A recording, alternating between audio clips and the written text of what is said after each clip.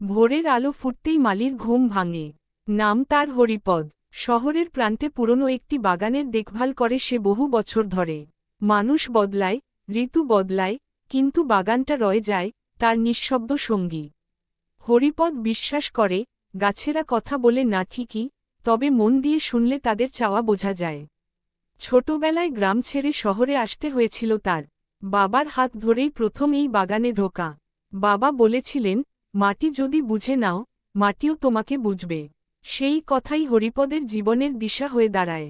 স্কুলের পড়া ছেড়ে সে বাবার পাশে দাঁড়ায়, চারা রোপণ করে, জল দেয়, আগাছা পরিষ্কার করে।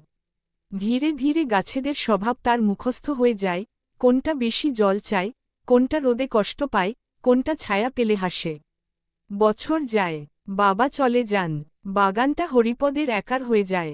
শহরের লোকজন আসে সকালে হাঁটতে, সন্ধ্যায় গল্প করতে।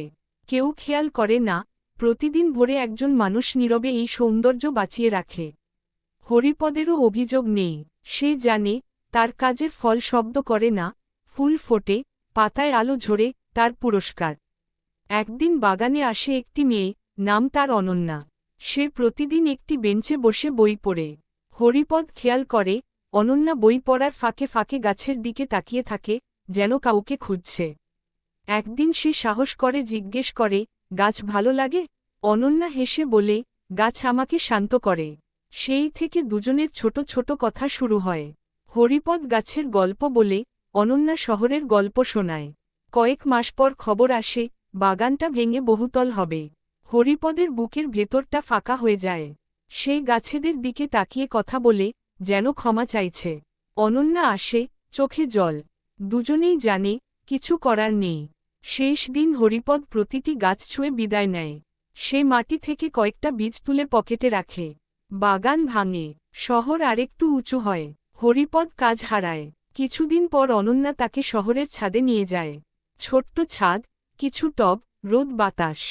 হরিপদ পকেট থেকে বীজ বের করে। মাটিতে হাত ঢোকায়। পুরনো অভ্যাস ফিরে আসে। ধীরে ধীরে ছাদে সবুজ জন্মায়। প্রতিবেশীরা অবাক হয়ে দেখে, কংক্রিটের মাঝে এক টুকরো বন। হরিপদ আবার কাজ পায়, তবে এবার তার বাগান আকাশের কাছে। সে জানে, বাগান শুধু জায়গা নয়, মনোযোগ আর ভালোবাসার ফল। গাছেরা কথা বলে না, কিন্তু যত্ন পেলে তারা মানুষকে বাঁচতে শেখায়।